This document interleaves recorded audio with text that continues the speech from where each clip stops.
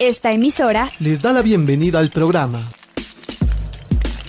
Encuentros con la Filosofía, para conversar poniendo en duda nuestras certezas, con la participación abierta de profesores de la Universidad Politécnica Salesiana, de la Universidad Central del Ecuador, de la Universidad Andina Simón Bolívar.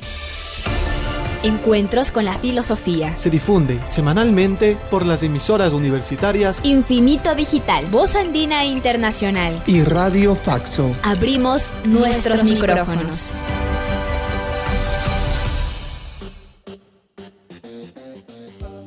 Bienvenidos y bienvenidas al programa semanal Encuentros con las Filosofías. Les saluda Edison Aguilar Santa Cruz. Es un gusto volvernos a encontrar en la serie temática Filosofía de la Tecnología que nos presenta Sara Madera Gómez. Hoy nos hablará sobre los principios históricos de la filosofía de la inteligencia artificial. Recordemos, una serie temática tiene el propósito de acercarnos a temas filosóficos poco conocidos o ignorados para propiciar diálogos con otros saberes, sentimientos, conocimientos y otros territorios de pensamiento. Saludo a Tito Chela en la cabina de Radio Voz Andina Internacional y a Miguel Macías Moreno, con quien compartimos la conducción del programa. Buen día, Miguel. Buen día, Edison. Damos una cálida bienvenida a la invitada de esta semana, Sara Madera Gómez, filósofa ecuatoriana. Ha completado un doctorado en filosofía en la Erasmus Universidad de Rotterdam, Países Bajos, y una maestría en filosofía en la Universidad de Edimburgo, Reino Unido.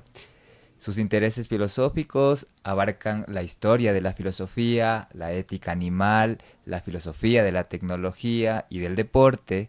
Además, ha obtenido un certificado de estudios de posgrado en museología por la Universidad de Glasgow, en Reino Unido, y es especialista en diseño instruccional.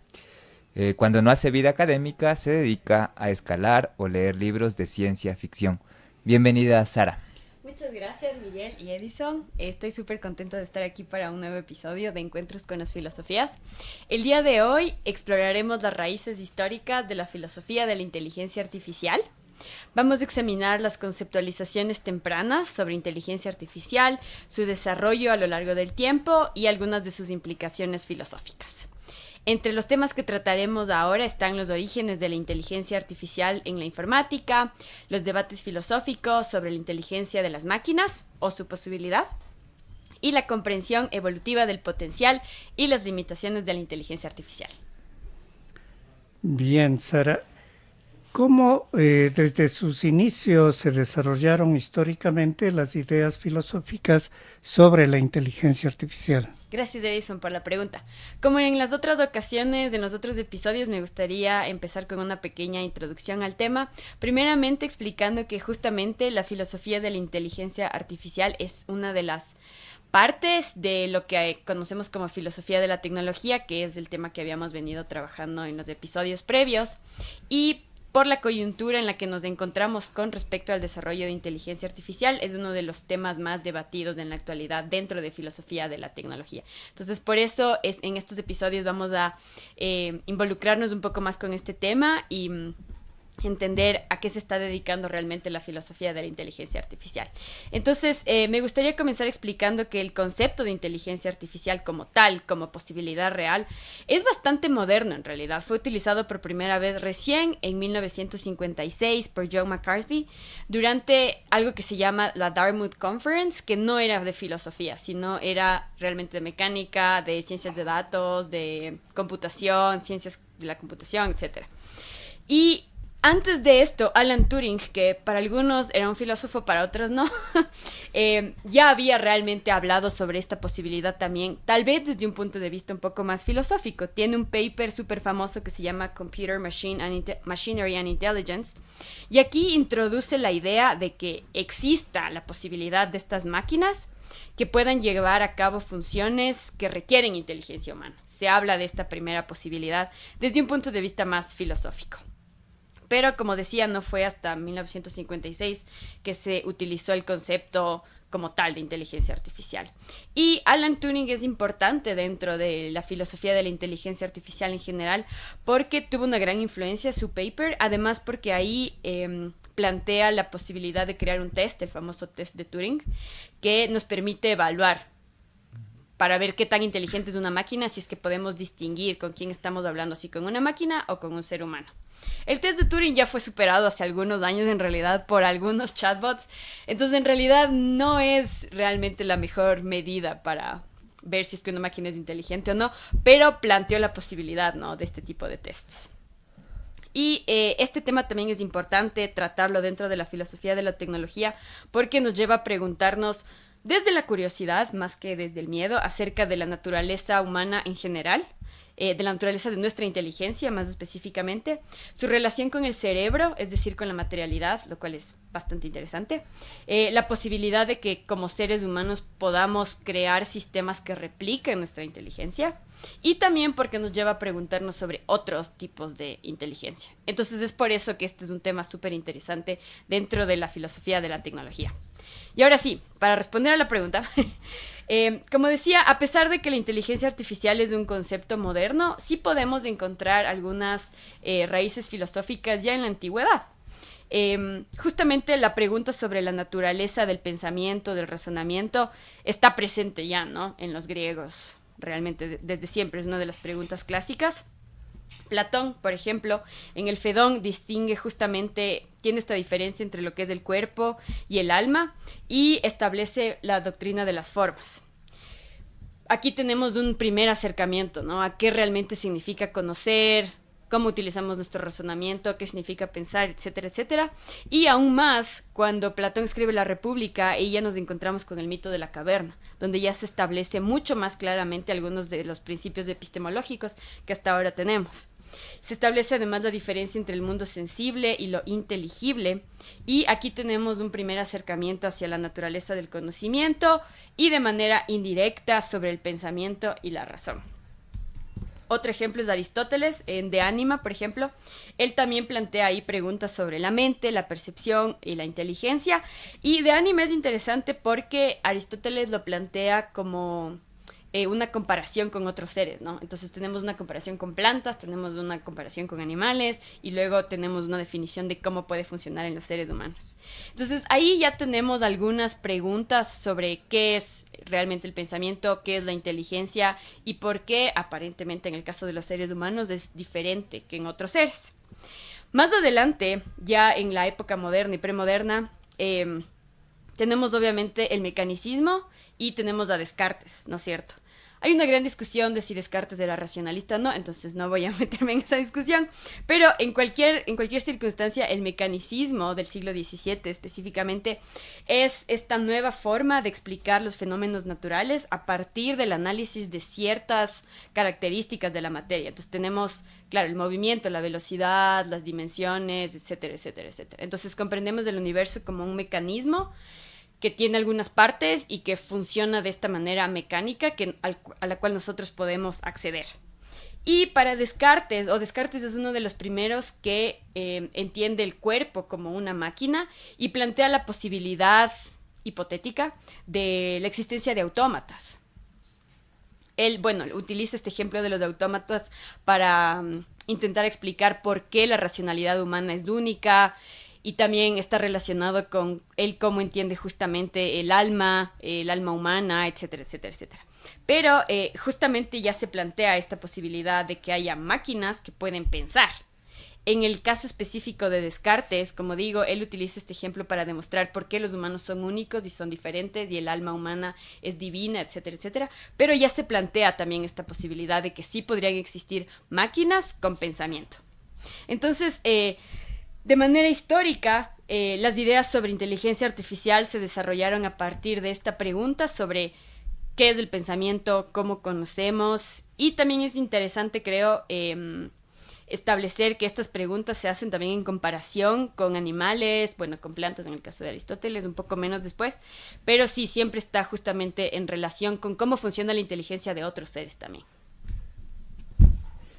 Sí, justamente Sara, y tal vez todo esto te quisiéramos preguntar, ¿qué debates filosóficos han surgido en torno a la posibilidad de que las máquinas puedan replicar la inteligencia humana? Claro que sí. Creo que uno de los debates más interesantes es el de simulación versus duplicación. Y ahí tenemos algunos filósofos, más específicamente, que se han dedicado justamente a tratar este tema.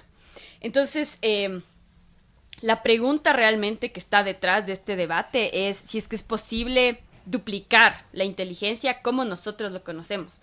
Lo cual es un problema porque, claro, nosotros somos juez y parte, ¿no es cierto? Entonces, hay que considerar que ni siquiera nosotros llegamos a comprender completamente cómo funciona el cerebro humano. Entonces, es mucho más difícil comprender cómo otro sistema inteligente puede funcionar. Pero bueno, esta es la pregunta que está detrás del debate y ahí tenemos, tenemos por ejemplo el filósofo John Searle con uno de los experimentos mentales más famosos del mundo de la filosofía, que es la habitación china. A mí me encantan los experimentos mentales, me parecen súper divertidos. Y claro, en este experimento mental sobre la habitación china, lo que Searle propone es la idea de que existe este cuarto, ¿no es cierto?, donde hay alguien adentro que tiene un diccionario en chino, ¿no es cierto? Entonces, cuando a él le van pasando desde afuera palabras en chino o frases en chino, él lo único que hace para traducir es ir al diccionario, revisa todos los caracteres y aparentemente hace una traducción y devuelve una respuesta en chino. La pregunta es, ¿la caja o el cuarto sabe chino o no sabe chino? Entonces, claro, la conclusión es que la máquina, en este caso el cuarto, puede simular la comprensión del lenguaje, pero no puede duplicar la conciencia o la comprensión real. Es decir, esta persona que está dentro, que tiene el diccionario, realmente no sabe chino. Lo que está haciendo simplemente es ir y buscar los caracteres y dar una respuesta lo mejor que puede, ¿no es cierto? Entonces, para hacer, las máquinas pueden procesar símbolos, pero no tienen una intencionalidad ni conciencia. Y esto es lo que hace de la inteligencia humana algo tan particular, esta posibilidad de tener intencionalidad y de tener conciencia. El problema de la conciencia es un tema aparte, en realidad. No necesariamente, hay algunos autores que consideran que no necesariamente está ligado al tema de la inteligencia, hay otros que sí consideran que es como un precursor de la inteligencia o del tipo de inteligencia que nosotros tenemos. Pero además, desde un punto de vista psicológico, son dos cosas distintas dentro de los seres humanos, ¿no? Y por otro lado, por ejemplo, tenemos a Daniel Dennett, otro filósofo, para quien la conciencia y la inteligencia podrían ser emergentes a partir de sistemas lo suficientemente complejos. Inclusive máquinas, si es que son lo suficientemente complejas. Entonces, aquí para Dennett la pregunta es si es que la conciencia es algo intrínsecamente humano o si surge con la arquitectura correcta. Y esto es súper interesante porque aquí podríamos no solamente preguntarnos acerca de las máquinas, sino también de sistemas complejos, como por ejemplo un panal de abejas, que funciona aparentemente como un organismo a veces único. Si es que es un sistema lo suficientemente complejo, podríamos decir que funcionan como una inteligencia, como completa, cuando están en conjunto, ¿no es cierto?, en enjambre.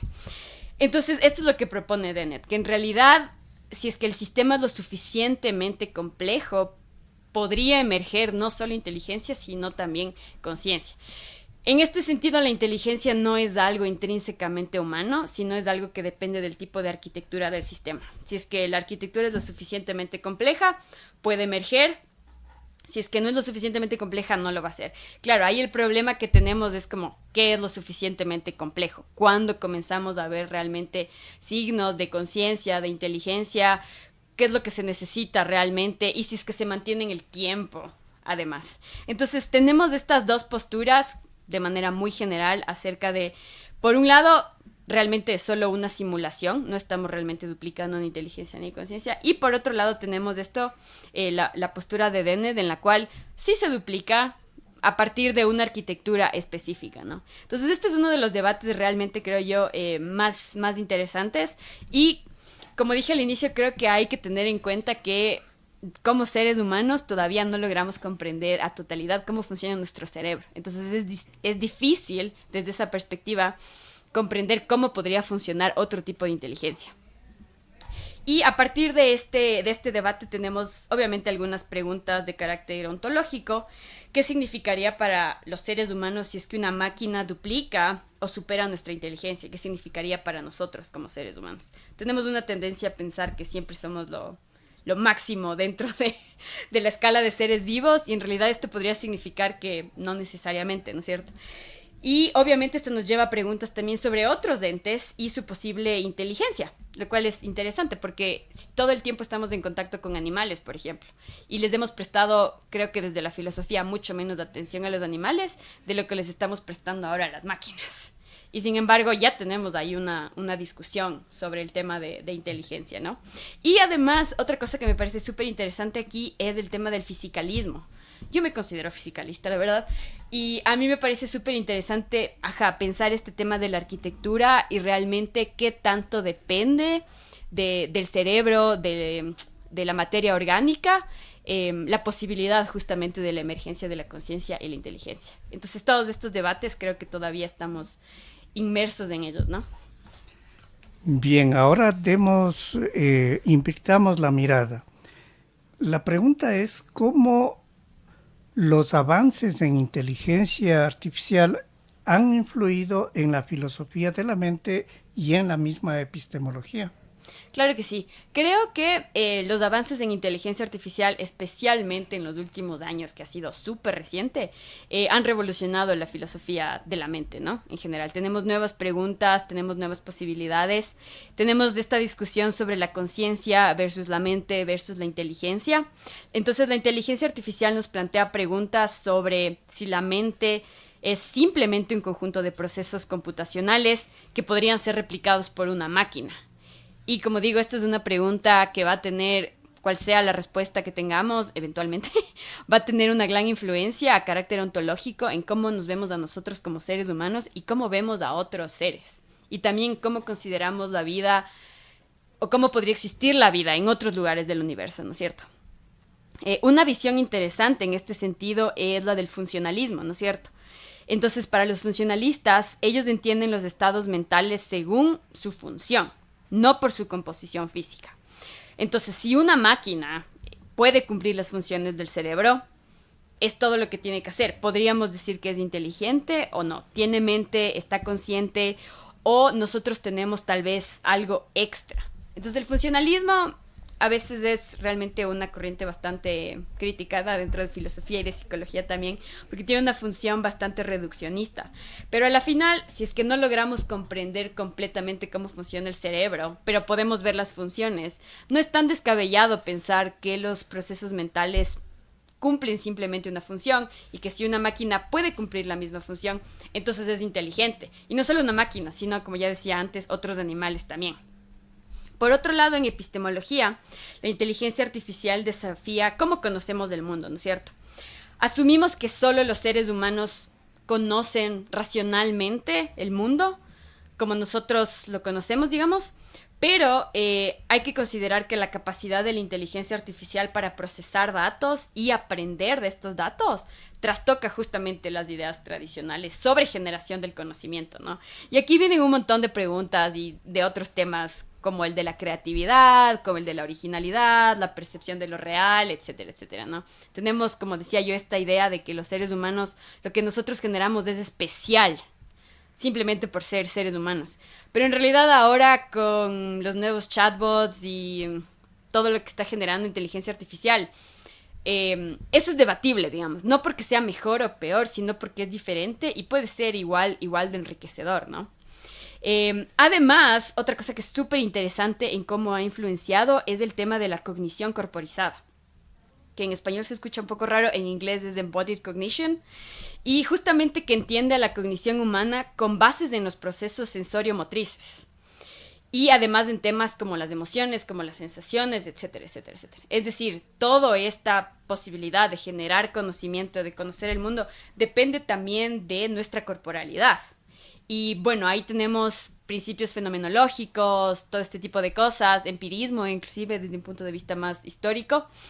Y aparentemente yo creo que sí hace una diferencia explorar y tener experiencias en el mundo a través de nuestro cuerpo y cómo esto justamente afecta cómo conocemos, qué tipo de conocimiento generamos, las emociones, etcétera, etcétera, etcétera. Esta es una pregunta interesante porque las máquinas, claro, no tienen cuerpos orgánicos y probablemente lo que puedan generar, si es que es conocimiento o no, vaya a ser distinto. Esto no significa que es peor, pero necesariamente va a ser distinto. Y aquí, para nuestros oyentes, les dejo un deber.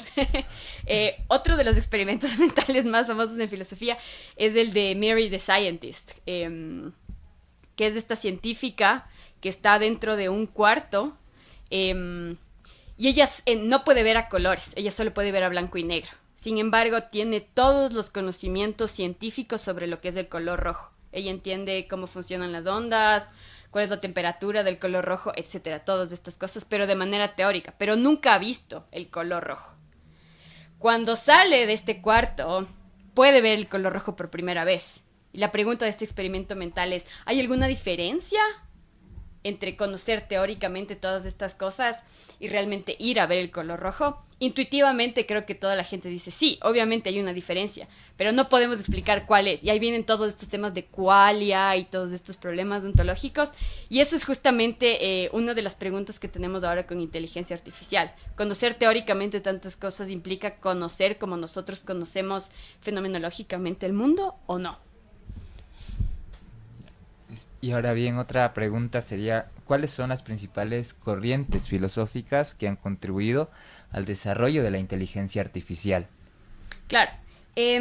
Bueno, creo que primeramente tengo que señalar que estas discusiones o estas, corrientes filosóficas han justamente contribuido a la discusión filosófica de la inteligencia artificial, pero no necesariamente al desarrollo de la inteligencia artificial. Lamentablemente, creo que la mayoría de empresas, que la mayoría son privadas además, que se dedican ahora a desarrollo de ciencias de datos, de algoritmos, de inteligencia artificial, no tienen filósofos entre sus trabajadores, creo que no. Y es una lástima en realidad, creo que sería enriquecedor que nos llamen. Entonces, claro, estos enfoques lo que han hecho es enriquecer la discusión filosófica, más no el desarrollo técnico de la inteligencia artificial. Y creo que desde esa perspectiva, históricamente, obviamente, tenemos el racionalismo, como ya lo decía, no necesariamente con Descartes, pero más en general en el énfasis que tiene la lógica y la razón como fuente del conocimiento, porque justamente la inteligencia artificial se basa en esta capacidad de procesar datos, ¿no? Entonces es todo basado en la lógica, en la razón, en la exactitud, etc. Por otro lado, el empirismo también, que implica aprender de la experiencia, al menos en seres humanos, y esto se extrapola en las máquinas desde el punto de vista de los algoritmos, ¿no? Hay algoritmos que trabajan sin supervisión, que se llama, y ahí justamente lo que está haciendo el algoritmo es aprender automáticamente. Bueno, obviamente hay algún proceso de control humano eventualmente, pero sigue aprendiendo a partir de errores, a partir, etcétera, etcétera, y esto alguien podría considerar que es empirismo, ¿no? Y como ya había señalado antes, también el funcionalismo, donde lo importante es considerar la función mental que se está cumpliendo, más allá de que la base física que está del cerebro. Entonces creo que estos son los tres enfoques que han tenido más influencia actualmente, y también desde un punto de vista de la filosofía de la tecnología, el tema de la ética, obviamente, ¿no? Como cómo nos estamos acercando y distintos principios éticos realmente con respecto al uso de la inteligencia artificial, más que nada, que es lo que nos preguntamos un poco más, creo, en filosofía. Sara, ya en términos de la vida cotidiana, ¿cómo vemos la influencia de estos conceptos históricos de la inteligencia artificial en las aplicaciones que usamos cotidianamente, diariamente? Claro que sí. Creo que estas ideas se reflejan en algunas aplicaciones que ya utilizamos o que la mayoría de gente utiliza ya cotidianamente. Tenemos asistentes virtuales, ¿no es cierto? Como Siri, Alexa. Son ejemplos de cómo las ideas sobre el procesamiento del lenguaje y el funcionalismo se han materializado en herramientas cotidianas que ya se utilizan constantemente, ¿no? Entonces, preguntamos sobre el clima, preguntamos o pedimos que nos den información sobre ciertas cosas. etcétera, etcétera. Entonces, si bien las ideas, obviamente, no es que estamos pensando en, Siri funciona de esta manera y por eso me da esta respuesta, no, lo utilizamos constantemente y por detrás están justamente estas ideas filosóficas, ¿no? Estos sistemas, como decía, por el momento estamos bastante seguros que solo simulan la comprensión del lenguaje humano y responden de una manera que parece ser inteligente, pero operan obviamente sin conciencia o intencionalidad real. Y este es un tema central, ¿no? En debates filosóficos, como ya lo habíamos dicho antes, si es que realmente están, si es que tienen intencionalidad en lo que nos están diciendo o no. Y aquí viene también el tema de la libertad, que es un tema que ya se trabajó, o que ya trabajó justamente Descartes cuando él se pregunta acerca de qué es ser inteligente. Está la posibilidad de escoger nuestras acciones, escoger si es que vamos a responder a la pregunta o no. A menos de que estas aplicaciones estén dañadas, Siri no nos va a responder, no te voy a responder qué hora es. Eso no va a suceder. Ahí, si es que eso llegara a pasar eventualmente, tendríamos un nuevo debate justamente acerca de la intencionalidad y la conciencia, que sería bastante interesante. Pero por el momento eso no funciona. Los chatbots que tenemos, si es que no nos contestan, es porque está dañado o se cayó el internet o cualquier cosa, ¿no?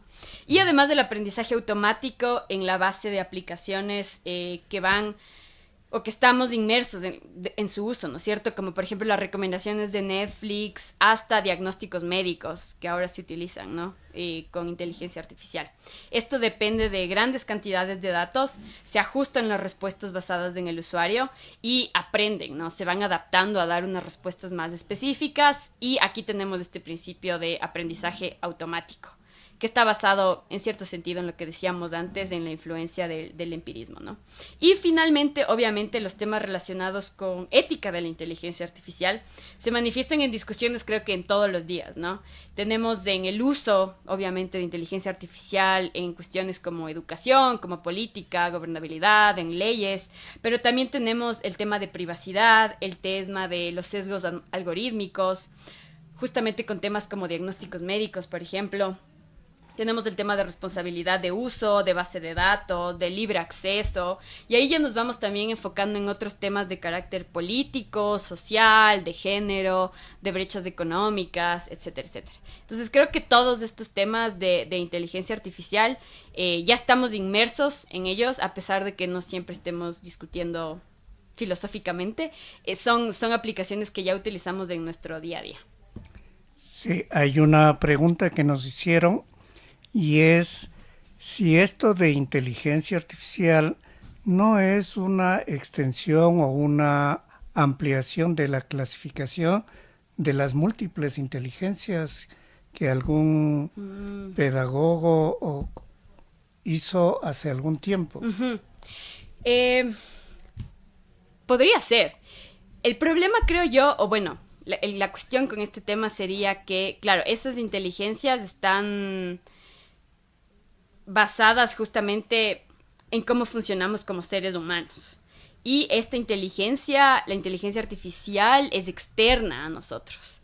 Entonces, claro, como Edison bien dice, podría ser una extensión, podría ser una herramienta específicamente que se ha extendido. Me parece una idea interesante. Creo que sí podría plantearse. Tendríamos que justamente definir cómo es diferente, entonces no estaríamos hablando de una duplicación de la inteligencia, sino más bien estaríamos hablando de otro tipo de inteligencia, que puede ser 100% lógica, por ejemplo, que es algo que los seres humanos no tenemos. Por mucho que quisiéramos, no lo logramos, como que tenemos emociones, sensaciones, sentimientos, entonces a pesar de que nuestro racionamiento tiende, o quisiéramos, al menos los filósofos, que sea racional, que sea lógica, no lo es. Pero este tipo de inteligencia artificial sí podría llegar a serlo. Y ese podría ser un tipo de inteligencia que es una extensión nuestra y que es meramente lógica, ¿no? Y eso podría ser muy valioso en realidad en ciertos ámbitos, como por ejemplo el tema de las leyes y del derecho, donde tendemos a buscar las respuestas más justas, donde queremos que el equilibrio sea exacto. Ahí este tipo de inteligencia podría ser realmente muy útil. Entonces me parece una propuesta bastante interesante en realidad. Uh-huh. Muchas gracias, Sara. Ha llegado el tiempo. Concluimos este encuentro semanal con las filosofías, con nuestro agradecimiento a ustedes, radioescuchas, a la invitada de esta semana, Sara Madera Gómez, y a Tito Chera en la cabina de Radio Voz Andina Internacional. Recibimos sus comentarios y sugerencias al correo electrónico encuentrosconlafilosofía@gmail.com. Hasta el próximo Encuentro con las Filosofías. Agradecemos su sintonía a Encuentros con la filosofía. el programa que impulsa el filosofar como acción compartida desde las radios universitarias.